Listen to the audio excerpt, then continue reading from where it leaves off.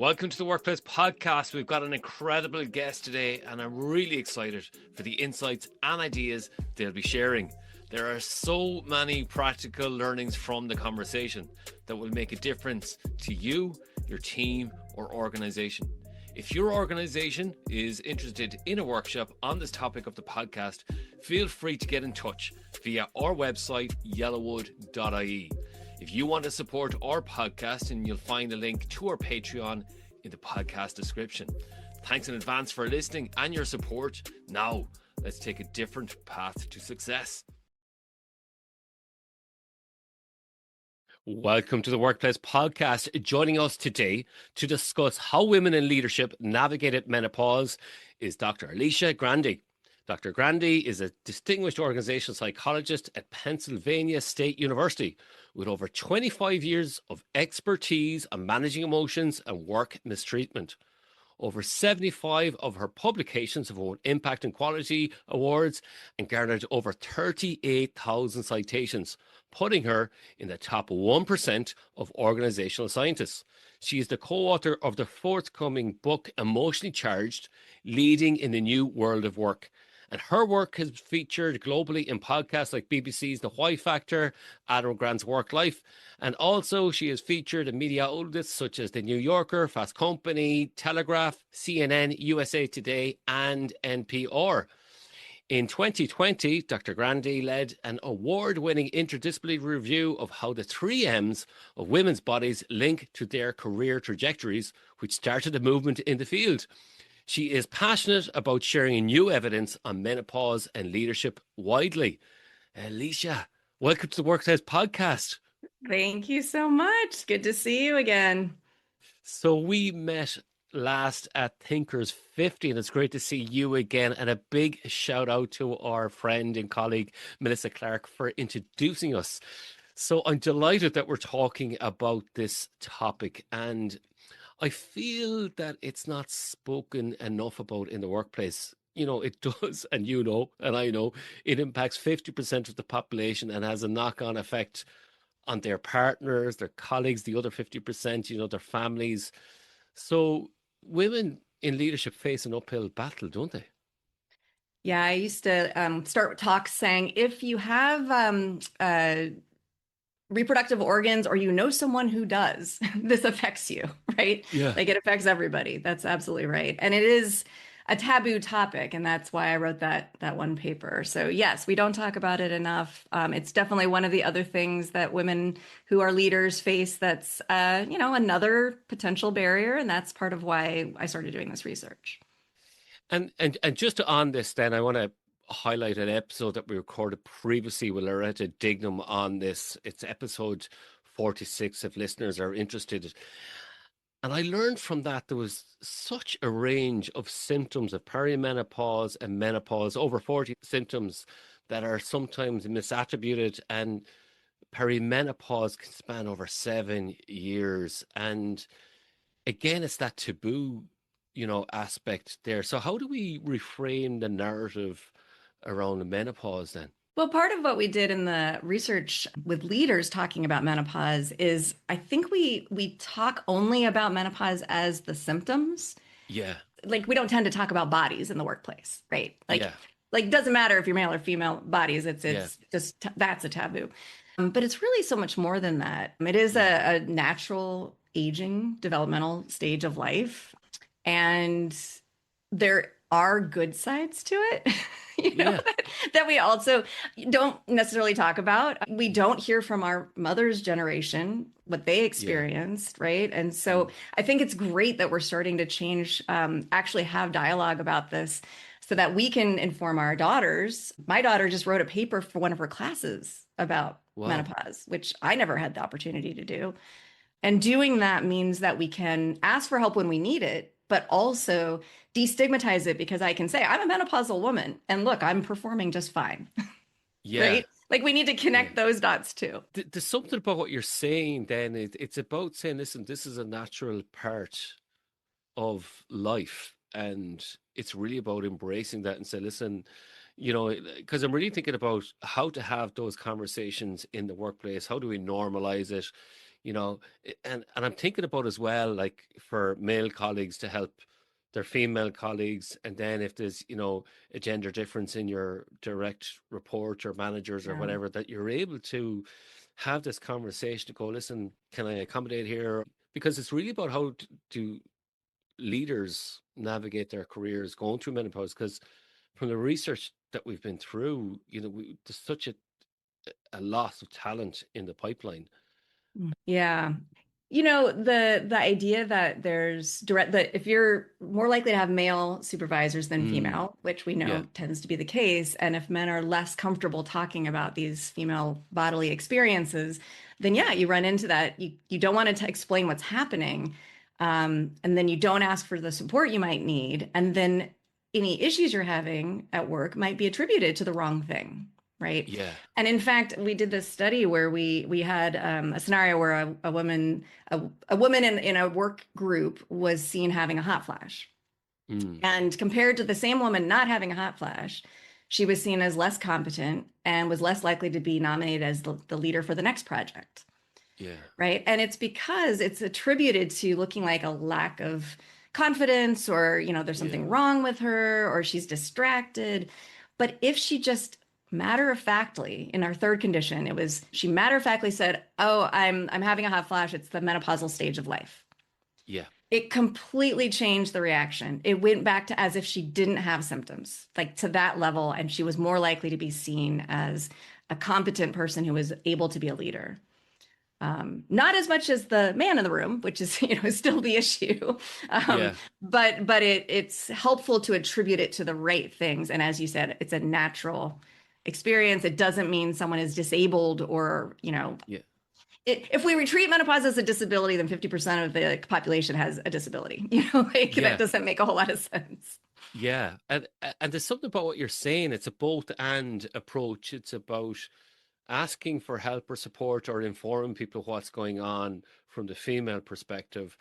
And from the male perspective is to be aware of what potentially could go on. So I know from doing the research for menopause for that previous episode 46 I talked about, that when I go to networking events now, I'm much more aware of what's going on. Now I know, when you see the sweat beads and stuff like that Mhm. going on, I'm a lot more tuned into that worldview, where if I hadn't been educated in that way, I'd be dumbfounded at what's going on. So you can attribute that correctly, and you might even, I mean, in terms of thinking about what can men do, you might even suggest opening a window, or hey, maybe the thermostat's set too high. You don't have to call Yeah, attention to it. I gave a yeah, talk once, and I had a male colleague of mine who studies allyship say, yeah, how can men be allies? Because I'm pretty sure I shouldn't go up to a woman and say, hey, are you menopausal? yeah, It's yeah, like, yeah, that's probably a safe guess. But if you're aware, like you said, then you contribute it to the correct things. If somebody says something, you can say, oh, mm, I don't think that's what's happening. If they're saying, oh, she seems like she doesn't know what she's doing, you yeah. can say, oh, I think there's other things going on.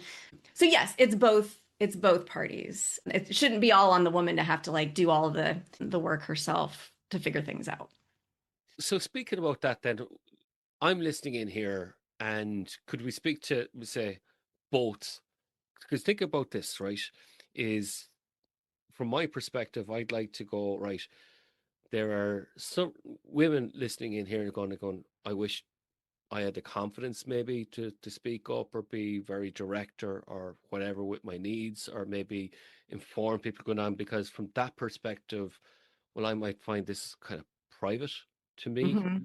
Hmm. And then we've the other side of it where, okay, what can workplaces do, or what can senior managers do, if they're male, then to make sure that Yeah. we can navigate their careers, or you know make sure they're not missing out on leadership positions. So Right. yeah, so let's start from the female perspective. So our we did a set of 64 interviews with leaders, and I should call out Mallory Decker is leading this Yeah, research project. Liza Barnes is the second in command, and one of my students, Hannah Stockdale, is yeah, playing a big part in this as well.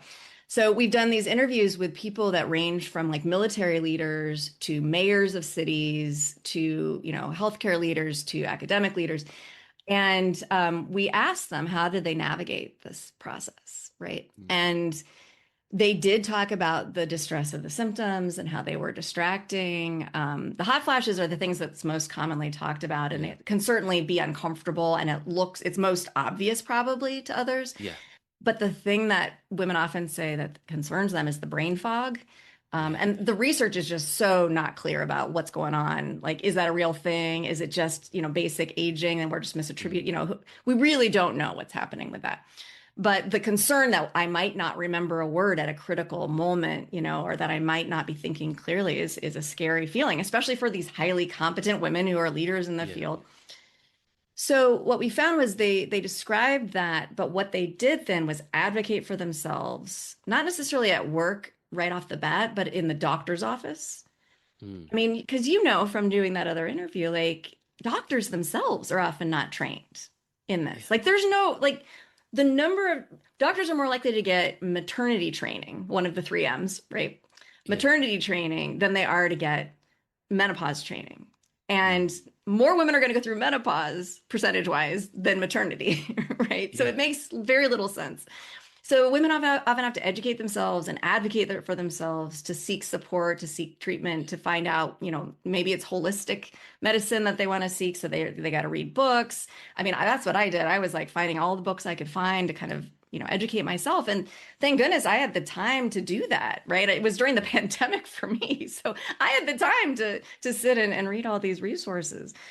And then they find what we learned from our interviews was that then they find their allies at work, right? So they might notice, like you said, you saw a woman with beading sweat, and you might have, like, if she looked at you and kind of wiped her brow, you might have been like, I got you, right? You might have nodded and been like, it's cool. Like, and so being able to see someone and know they get it. If I look across the room and I see a woman like taking off her jacket and like looking uncomfortable, I'm like, oh, like I'm doing the eye gesture, like I see you and I know, and it's totally fine.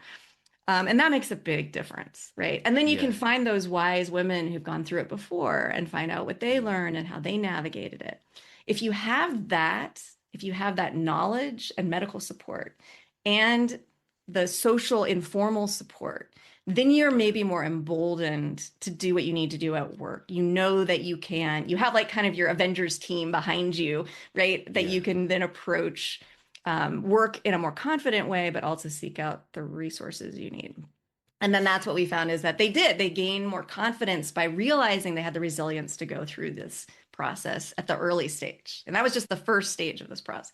Want to start the conversation about menopause support in your organization? At Dynamic Partners, we help leaders build cultures of performance and inclusion, including through our menopause coaching program. Visit dynamicpartners.ie or email info@dynamicpartners.ie to start the conversation. We are ambitious for your leadership. Are you? And then breaking that taboo, then, like, how else can we break that taboo or that narrative around menopause and say, oh, like, can we have this conversation or whatever? Because if I see my direct reports struggling, I'm like, oh, am I crossing the line here? Or, this is too personal for them, or they're entitled to their own privacy when it comes to their health. That's absolutely right. Yeah. How do we cross that bridge, or how do we make an invitation or create an opportunity?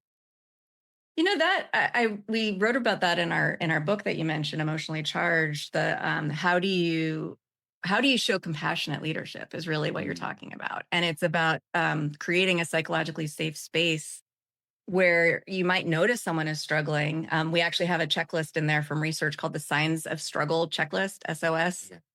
So when you notice these things happening, it may mean there is some kind of a health or personal problem that they're struggling with. And you're absolutely right. They may not feel comfortable sharing it. But if you can bring people in and create a space where you're not accusing them and you're not punishing them, you're saying things seem to be problematic. And my job is to make sure that people are performing at their best level. Is there anything that you want to talk about, or is there anything I can do to support you? Right. So you're not asking, hey, what's wrong with you? Right. Tell me all your personal details. but you are acknowledging like something's not, you're a little off and I noticed it and I just want to be here to support you. That's my job in your work, not in your personal life, right? If for Yeah. your to do your work. And then if you create, it may be the first time you ask, people aren't comfortable. Maybe they don't believe you really want to know, or they might have to build up some confidence to be able to do that. But I think if one is continuous and supportive and doesn't penalize right away, right? I mean, obviously, if someone continues to not perform well, something has to change. But hopefully people, if you give them the space, could share what they need to be successful. So it is about that compassionate leadership. It's that appreciative inquiry, we might call it that as well, and that sense of curiosity, Mhm. just curious of what's going on.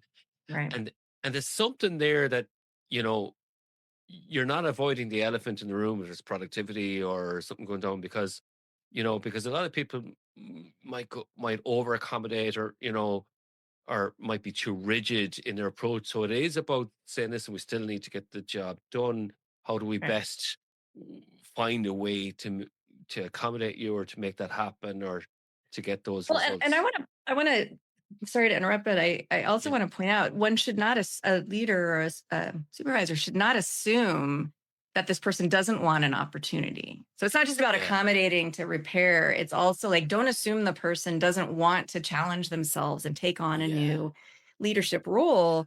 But by asking, you can say, look, I'm considering some different opportunities and I just need to know where are things at with you and how can I support to make sure you get those opportunities, right? So it's not just accommodating so people are going from low performing to good performing, but also recognizing you might be needed to help them get to that higher level and don't assume they don't want that, right? And I think that's the thing, isn't there? That and you said this in your paper then as well, and an article.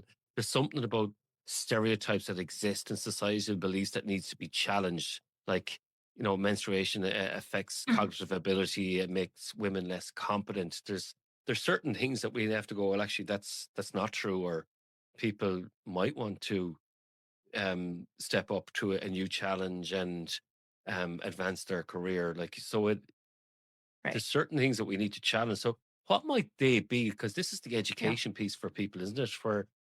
And and and I'd also like to say it might be a limiting belief for women as well, mightn't it? Oh, absolutely. Right. The internalized stigma is also real, right? Mm, A lot of the research that has been done has shown that women anticipate stigma if they were to share menopause, right? yeah, And then the research that I did suggests that's not necessarily true, that it's actually better to name it than it is to avoid and conceal it due to the yeah, anticipated stigma. Again, I think because ambiguity, people fill in the gaps necessarily with not the right things. Um, but yeah, circling back to the idea of educating, I brought up finding all the books I could for myself. But, if you're a supervisor and you realize maybe this person, she's in her mid 40s, I noticed some of these signs, I think that might be menopause. Educating yourself is one way to help the person feel more comfortable because now you know more what's going on. I know I'm actually doing some work with another set of authors, thinking about how we can use VR, virtual reality, to help train managers on dealing with uncomfortable conversations. So if yeah, they practiced it in VR rather than with real people, right? yeah, And they kind of get over their, oh my gosh, we're talking about women's bodies. This is weird. If yeah, they can practice it and have the tools of education, then that might be helpful. That's yeah, one thing. And then the other is getting this research out there. Like that's why I published a couple of these things in HBR, because that's where the leaders are going to read it. And part of what the messaging is these leaders we interviewed, they become more confident, more resilient, more leader-like in so many ways, and more motivated to bring what they've learned back to the workplace and make the workplace better, not just for menopausal women, but for people struggling with any personal health issue. Because now they know what it's like and they really want to give back. Like that's a yeah. good leader right there, right? So getting that word out there is, I think, another way to address the stigma concern. Is there any other societal beliefs that needs to be challenged then? Yeah, so we did some research on what are the stereotypes of menopausal women. And surprise, like we know there's gender stereotypes, right? And Yeah, so we compared menopausal women to simply midlife women to midlife men. And menopausal women are pretty much seen the same as midlife women, where they're seen as warmer and kinder than men, but also we actually found they were seen as similarly competent, but less confident. Okay. Think about that for a sec, right? Men are seen as just as competent as women. And that's true in the workplace. If you look at performance ratings, they're just as competent. But men end up getting the job opportunities because they're more confident, right? They put themselves out there. They're willing to take those risks. But where we see a difference is in terms of perceived emotional stability. Like that's the stereotype that is there for menopausal women. And what's interesting is it's similar to menstruation, right? The idea of PMS, rage, and all that. Now we've got menopausal rage, right? Yeah. So sometimes menopause is talked about reverse puberty. So there is a parallel, right? Yeah. But it's a stereotype, meaning that, yes, it is true for some women, but not all women, that there is a change in emotional stability. The research, I believe, suggests if one has struggled with anxiety and depression in the past, then it's more likely to emerge again when their hormones are shifting in this drastic way. But not all women experience that. And so if we assume that stereotype, then we're going to make an error in our judgment. And that's the bias. There is something then it's not one size fits all. And that's where the education piece comes in. So some women, will go through perimenopause early, the span will be longer. So then, it depends when you start perimenopause, and then, you might be in your 50s or whatever. Like it takes it's a long drawn out process. If I'm a senior leader in an organization and I really want to improve employee retention, enhance my pipeline of senior female leaders, then like, what are the things as an organization that we can do? Because you talked about earlier on where you have networks that maybe your own siblings or family or neighbors or whoever your friends there, but in the workplace then as well, it's like, is it ERGs, employee resource groups, or internal networks, or maybe membership networks there? Like what are the things that people can do to listen? Let's be more confident about having these conversations and supporting women. Yeah, I think of it as a 3-level problem in the workplace. And the first level is kind of what you just talked about, which is addressing the symptoms and educating around the kind of the physiological or the medical part of it. I think there is a movement to have, especially in Europe, we're a little behind in the US, but having more, as you said, ERGs, or I've actually been part of an employee assistance program based menopause session, where it was a 5-week Zoom conversation about what's happening, and not just about symptoms, but about the whole process. The research we did on that suggests it's very effective in helping women see and understand what's happening to them, because often, again, their medical providers are not. So a business offering those kinds of resources, both to their maybe 40-year-old women having that opportunity, but also to supervisors, if they want to understand all their people, it could be added to a broad range of health concerns they should be aware of. But that's the first level, right? Is having access to medical-based or physiological awareness things. Doctors, health insurance and things like that comes from the second level, which is, the job resources. So it's not just about having education and access to medical expertise. It's also having the job flexibility to do that. Right. And so having a job that you can have the freedom to leave when you need a doctor's appointment. And it's not just your medical doctor. You need to see cardiovascular specialists, because often you're having heart palpitations. I saw a physical therapist. You need to start seeing a personal trainer for weight bearing exercises. Right. That's really critical for middle-aged women to work on to avoid a variety of health problems. Maybe a pelvic floor physical therapist. Like there's a variety of interventions that might be helpful for a variety of different, not, as you said, not one for all, but to do those, you have to have the capacity to be able to leave work and or come late or leave a little early or leave in the middle of the day and do those things. And then the third level is the culture, right? So the social aspect of your supervisors and the top down, are they creating a culture where it's okay to take care of your physical health or your personal needs? Or is this a place where it's like all that is left at the door and we're all about business here, then there's no compassion or humanity, right? Yeah. Because if that's present, then everything else is going to feel like a stick, like there's something wrong with you, right? And I do want to say, I personally, this is a personal opinion, I don't know that it's helpful to have menopause specific policies.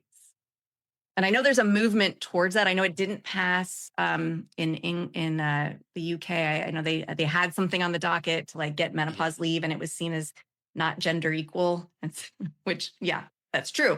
But those I don't know that that's helpful. I think it's the three things I mentioned: good medical care, job flexibility, and a supportive culture are not specific to menopause, right? Yes. They're Yeah. specific to humanity. Yes. If this conversation has you thinking about getting better at conflict in your team, now is a good time to act on it. Resolution intelligence helps leaders bend the arc of conflict toward healthy resolution, navigating challenges with confidence and saving time, money, and relationships. Visit resolution-intelligence.com to get your personal resolution intelligence report and take the first step. If you did put something into legislation, it would nearly reinforce that societal expectation that it is a disability or something like that. I'm thinking. That's exactly my concern. Yeah. Right. I mean, we have to sometimes work within the laws and the resources we have available to us. And so maternity is treated as a disability often. Like that's where you go to get your leave. But again, like is that a disability? I mean, you're doing a lot of work. You have to be a pretty strong person to manage working and carrying this extra being, like that's so. Yes, sometimes we have to work within the systems that we have, and sometimes we need to push back and change those systems. It's also coming to me then is that the educational piece is, if I'm in a team and like I'm in a team of 10 people, and we'll say, for example, there could be an argument over the air conditioning. Somebody says it's too cold in here. Somebody says it's too warm. There could be people fighting or having a conflict in the workplace over this. And unless they know the context or they have that awareness, then it's very easy for teens to be in conflict over something as small as being uneducated. And I'm thinking about it is like, how do going back to that taboo thing is, how do we have these conversations more that it's just, well, everybody's gone through puberty.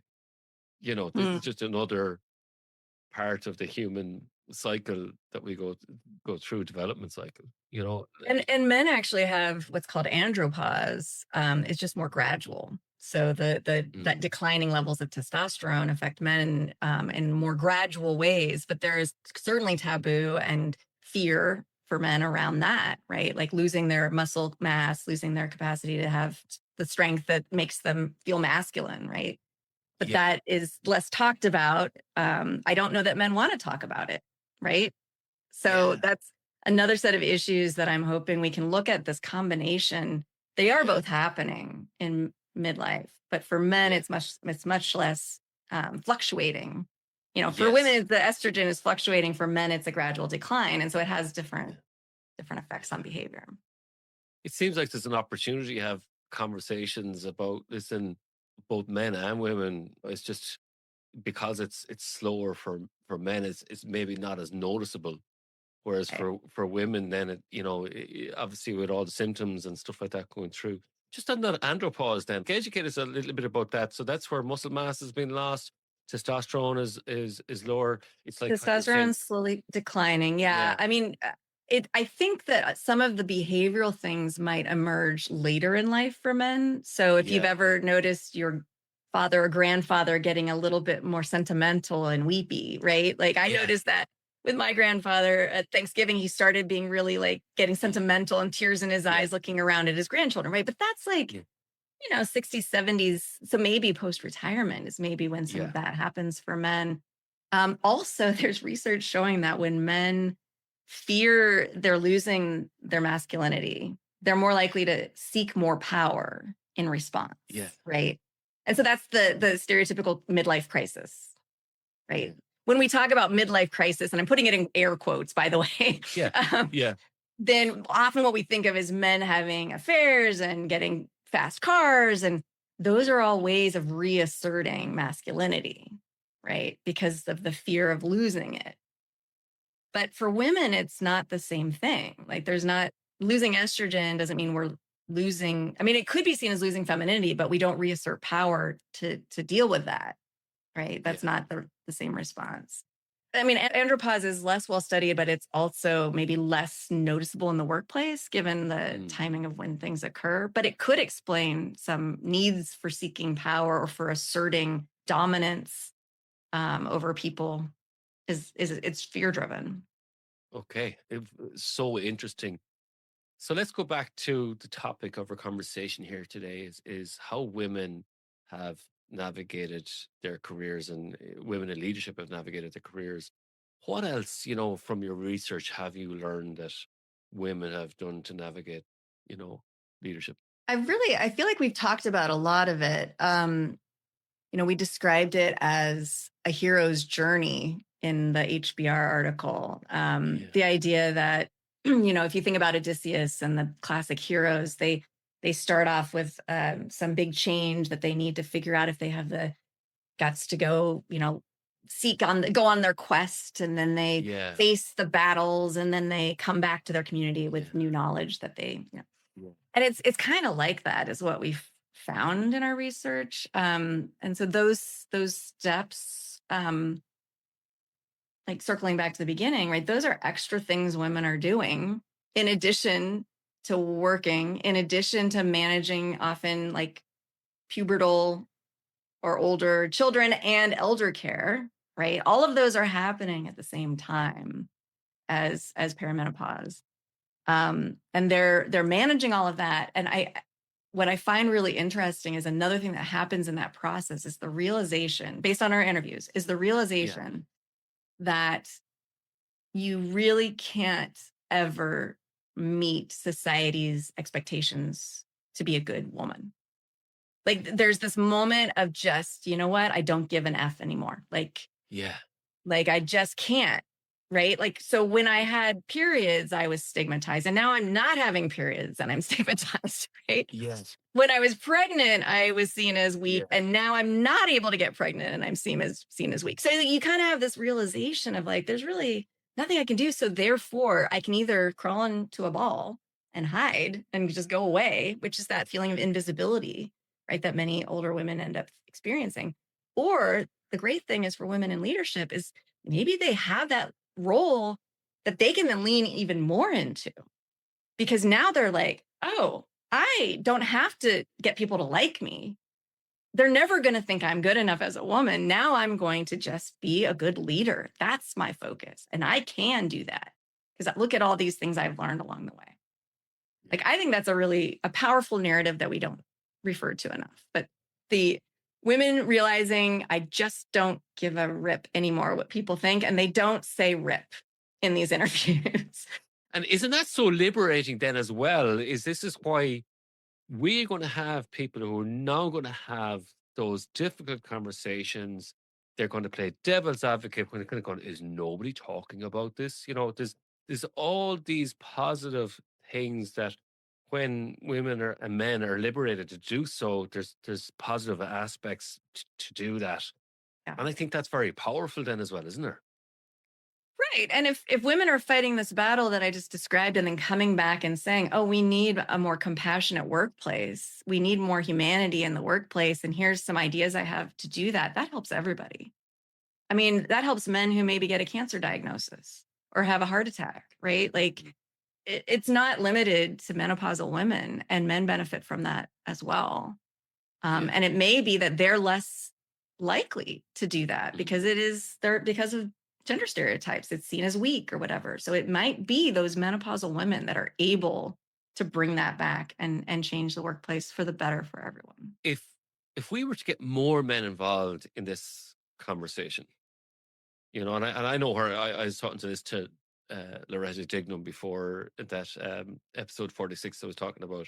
I remember my experience of my mother going through menopause and sending me to the chemist to get like royal jelly, honey, and all this type of stuff. And at the start, if I'm honest, it was a note that was been handed. And after a while, I read the note and I went, I don't think I'm going anymore. And my mother was struggling. I went to the chemist to get whatever she was needed or whatever. And I remember having the conversations with my mom of what was going on, and she explained to me, Yeah. yeah. And I'm not sure if my brothers had that same conversation, but I definitely had. Are you younger? I'm the youngest. Yeah. Well, Yeah. I'm a twin, so I'm the joint youngest. Okay. Well, technically, I'm 5 minutes older than my twin brother. But anyways, that's an aside. Just on that, then, is how do we get more men confident in having the conversation or engaged in learning there, and even younger women then as well, to prepare them to say, listen, we need to start having these conversations earlier, because it's a bit like you were saying, your daughter writing a paper on this. And I was like, isn't that great that's already breaking a taboo? There, it's not even seen as a taboo. This is just a natural part of life. This younger generation has a very different attitude towards what is okay to talk about. I mean, you saw that earlier with the menstrual leave conversations, or there was that documentary that won an Oscar that was about, menstrual needs in other countries. And I've noticed younger women are much less likely to hide their supplies, right? They're going to just say, I got to go to the bathroom. I'm having some cramps. I got to go deal with it. Yeah. So I do think this younger generation that's been putting their personal stuff out online for their entire lives, right? Like, it's just a very different experience for them. That could create some very interesting generational dynamics in the workplace, right? Where some people are really comfortable talking about it, and some people are really uncomfortable. And as you said, that can create some conflict. For men, I mean, I think often it's what we don't understand that scares us, right? Like, and men know they can never truly understand the experience of it, but they can learn about what it might involve. And I think that can help if they're open to learning what it can involve, and listening and being curious and open and not running away because it's a little uncomfortable and unfamiliar. I think the threats, the feeling of threat that makes people avoid the conversation and thus makes it taboo is being afraid that you're going to say the wrong thing, or that you're going to not know how to react, or maybe you're going to show disgust on your face, and then the person's going to get offended. So that's a lot that we can be empathetic about, like it's not just a snap your fingers and you're totally fine having this conversation. It takes practice. But having HBRs or having this podcast, this is a step in that direction. I'm going to say something controversial. It just popped into my head, so I haven't fully filtered this, so please forgive me. But there's something that you said there about the andropause, about men, wishing to exert power. It's about that dominance, if you want to call it that, right? And it seems to me that this is from a male perspective that could be there, is that it's like, I'm going to be out of control here. I don't know what I'm expecting. So, best not talk about it than do talk about it, because, if it's not brought into the conversation, I don't have to worry about it. I don't have to handle it. And it might be, if it's fear driven, as you said then. So it could be, oh, this is going to be weaponized against me. They're going to look for lots of time off and all this type of stuff. And is there something about like having guardrails or guidelines in place to say, listen, if we are going to work this, let's co-create something together that it's accommodating, but not so accommodating that you're not doing your job? Is there something? Oh, for sure. I might have been clumsy saying that, but well, I think you're bringing up a couple of things. I mean, the first part of what you were saying, again, our book, Emotionally Charged, is about dealing with those difficult feelings. And then that helps the workplace, right? And so many difficult conversations are not had because people fear their reaction to it. They fear the other person's reaction to it, right? Like, so nobody likes to give negative feedback, for example, right? Why? Because they're afraid the other person is going to get upset, and then you have to deal with tears or anger or whatever. So to me, that's like the first level is we've got to stop trying to just be comfortable all the time. Like, that may not be the best goal, in the workplace. Instead, it might be more about being honest, to a degree, to a professional degree, and in the appropriate context. I'm not saying just like come in there and immediately yell out to everyone your personal business, but sitting with that discomfort of that conversation, it's hard, but it is so valuable, and it is so deepening of that relationship, so worthwhile in the long run. The trust that is created, the empathy, and the long-term commitment and support and knowledge that you can work together towards a shared goal, like, that's all good. And again, that applies to any personal issue, not just menopause. The second part of what you brought up, now I've forgotten what it was. So I talked about the andropause, and I also talked about, that dominance and not being maybe being fearful of what the conversation could bring in, and a lot of avoidance, but it also could be weaponized as well. Oh, yeah, the weaponized part. I mean, I do think so I want to first be clear, like, there's not a ton of evidence about andropause and power grabs or dominance. Okay. Like, there's this, I just want to be clear, like, and that's a stereotype too, right? Like, if we apply that to all men, whatever. But I mean, we know from research in gender studies and psychology and sociology that there are really strong masculinity norms. Like, the rules for men of what's appropriate behavior is pretty rigid. And it's a little bit more flexible for women, in terms of acting masculine. There's benefits to that. There's also benefits to acting feminine. Whereas for men, it's really clear, like, don't act feminine, right? And maybe I'm speaking from an American perspective, but our current administration is certainly showing a very masculine perspective as a leader. And so I think there are a lot of things working against this mutual conversation of openness and humility and being open to the possibility that you might not know everything. I mean, that's all against this norm of confidence and masculinity and power. And the culture certainly doesn't encourage that right now. I mean, in general, but right now in particular. So I don't know. I mean, I don't have the answer to that one. Like, that's a top-down problem, and all we can do is one person like yourself at a time. Any men listening, you can take that leap in whatever way feels safe for you in that moment and be just a little bit uncomfortable, and that's okay. And this whole conversation is about being more comfortable, being uncomfortable. So for me, Correct. for example, I could have easily mistripped or, said something that might have come across wrong. And I think it's from having conversations, it's that I'm a good actor, I'm coming from with positive intentions. And I think it's about recognizing there's a willingness there to be compassionate, to be curious. And I think if you're coming across like that, says, how do we create that psychological safety here to say, listen, I let's co-create a way for that shared goal to happen. I want it to happen. You want it to happen. What's a way where that's flexibility, or whether that's we, make certain accommodations or meet your needs or whatever it may be. I really think, and again, this is in our book, that you can start with yourself and taking care of yourself and your own emotional needs first, right? So we talk about putting on your oxygen mask first on a plane. It's the same idea, right? So you can't be a good leader.